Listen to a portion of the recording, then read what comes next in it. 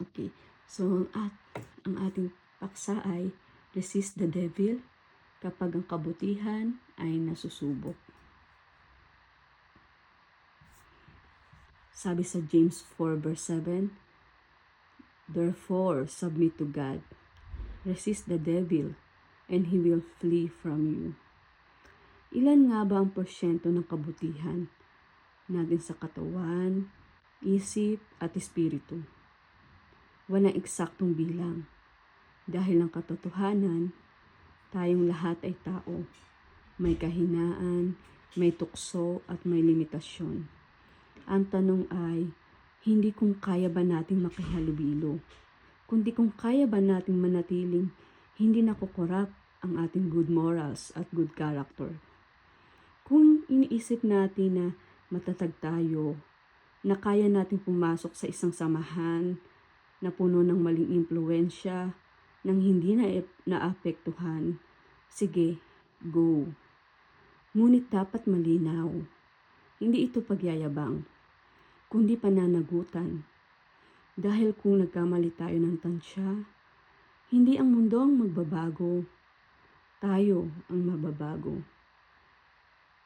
Ngunit kung alam nating mahina pa ang loob, madaling matangay na impluensya, at kulang pa ang lalim ng pananampalataya, then resist the devil. 1 Corinthians 5 verse 11, ang tinutukoy ko na huwag ninyong papakisamahan ay nagsasabing sila'y Kristiyano, ngunit nakikiapid, sakim, sumasamba sa Diyos-Diyosan, nanlalait, naglalasing, at nagnanakaw. Ni huwag kayong makikisalo sa ganyang uri ng tao. Malinaw ang paalala, hindi ito paghusga, kundi pag-iingat. May hangganan ng pakikisama kapag ang kapalit ay ang ating kaluluwa. May isang kwento. Ito ay kwento ng isang binatang Kristiyano na gustong maging ilaw sa barkada niyang puno ng bisyo. Sa simula, panatag siya. Matibay naman ang pananampalataya ko, sabi niya. Nakikinig lang daw siya, nanonood lang, nandoon lang para magbigay ng mabuting impluensya.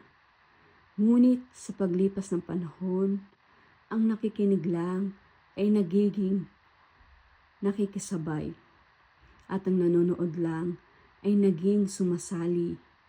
Hindi niya namalayan, unti-unting nababawasan ang oras niya sa panalangin, sa salita ng Diyos at sa konsensya. Hanggang isang araw, nagising siya na malayo na siya sa Diyos kaysa sa inaakala niya. Doon niya naunawaan, hindi sapat ang intensyon kung mahina ang pundasyon. Proverbs 4 verse 23, above all else, guard your heart, for everything you do flows from it. Hindi tayo perpekto, pero may pananagutan. Tama, we can't be good enough to be perfect.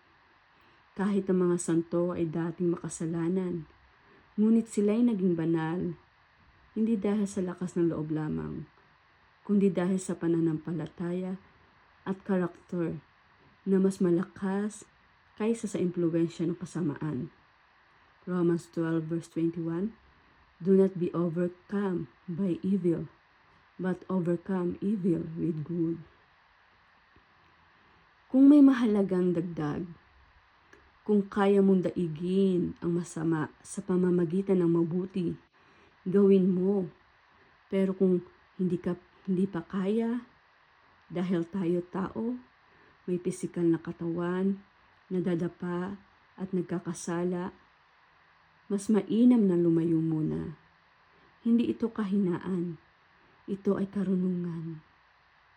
1 Corinthians 15 verse 33, do not be deceived. Bad company corrupts good character.